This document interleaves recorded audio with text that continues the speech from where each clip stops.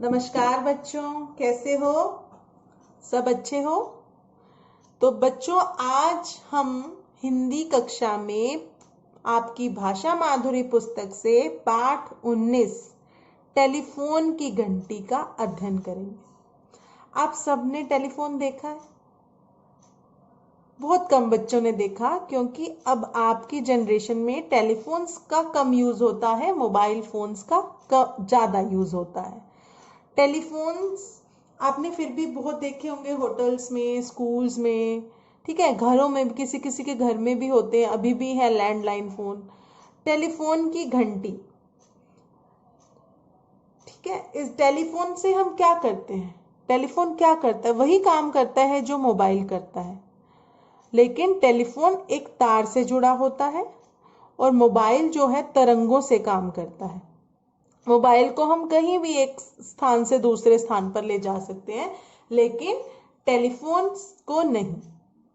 तो आइए हम कुछ सहेलियों की आपस में बातचीत को सुनते हैं, देखते हैं और पढ़ते हैं। पहले हम पाठ में आए नए शब्दों को एक बार देख लेते हैं। पहला शब्द है टेलीफोन, जो मैंने आपको बता दिया है। टेलीफोन कैसा दिखता है?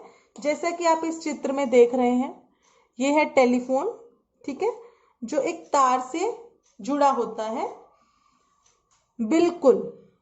उसके बाद है चिड़ियाघर। आप सभी चिड़ियाघर से वाकिफ हो, सभी जानते हैं चिड़ियाघर में बहुत सारे पशु पक्षी होते हैं।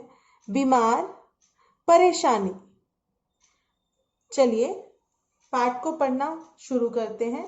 टेलीफोन की घंटी बजती है, पूजा फोन उठाती है।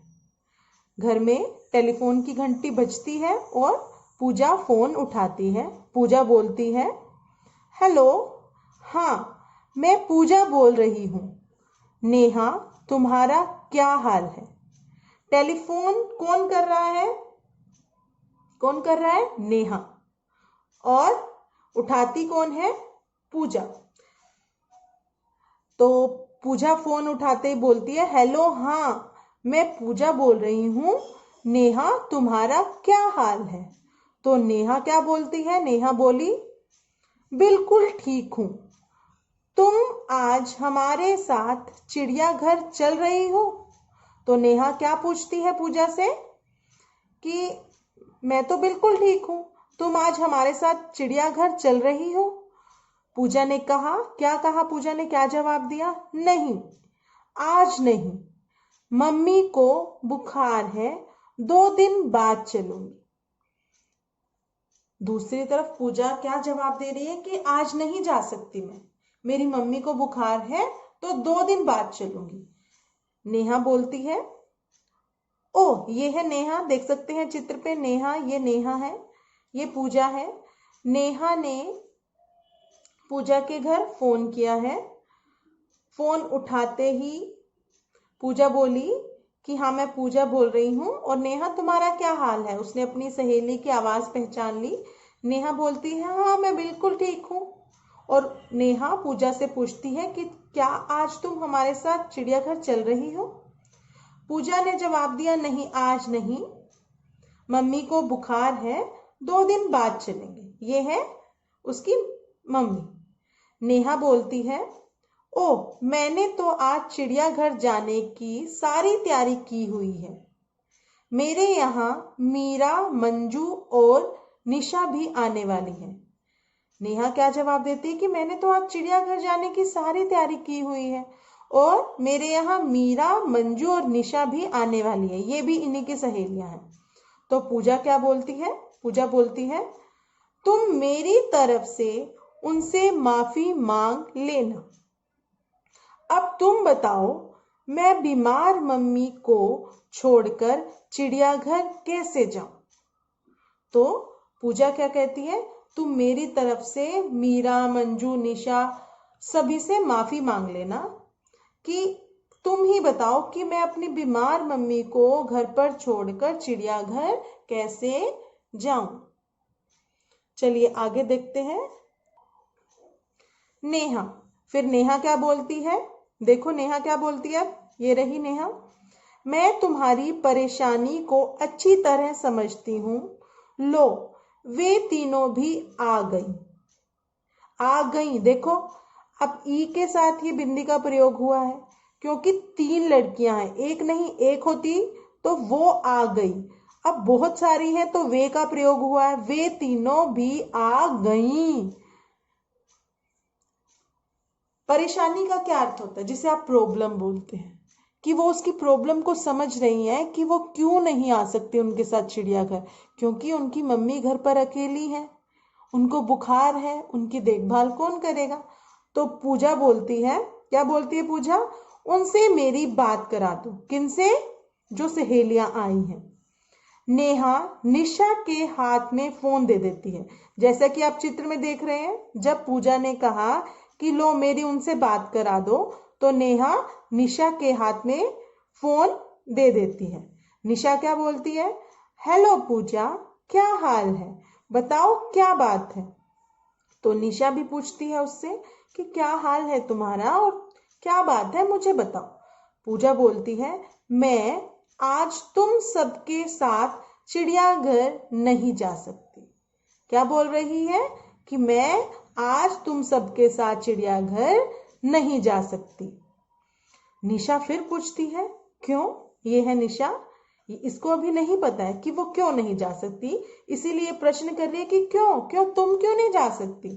पूजा बोली, मम्मी को बुखार है, घर पर और कोई नहीं है, कि मम्मी को बुखार है और घर पर और कोई नहीं है। निशा बोलती है, कोई बात नहीं, हम भी आज नहीं जाएंगे, कुछ देर नेहा के घर खेलेंगे, उसके बाद घर चले जाएंगे। और निशा क्या बोलती है कि कोई बात नहीं, अगर तुम आज नहीं जा सकती, हम भी नहीं जाएंगे, हम भी आज नहीं जाएंगे, है ना, क्योंकि उन फ्रेंड्स ने मे भी प्रॉमिस किया हो कि हम सब इकट्ठे जाएंगे। लेकिन आज पूजा उनके साथ नहीं जा सकती क्योंकि उसकी मम्मी को बुखार है।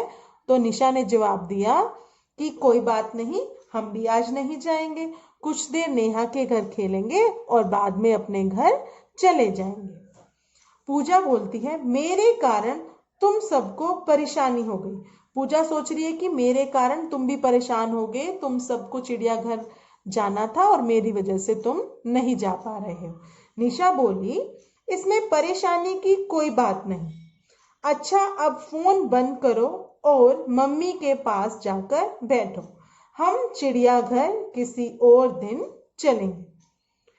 निशा क्या बोलती है, इसमें परेशानी की क्या बात है, तुम अपना फोन रखो, अपनी मम्मी के पास जाकर बैठो और उनका ध्यान रखो, हम चिड़ियाघर किसी और दिन चलेंगे। पूजा बोलती है, बहुत बहुत धन्यवाद, और फोन रख देती है। तो बच्चों, आपने देखा, ये वार्तालाप जो सखियों के बीच में टेलीफोन पर हुई उसे हम कहते हैं बातचीत।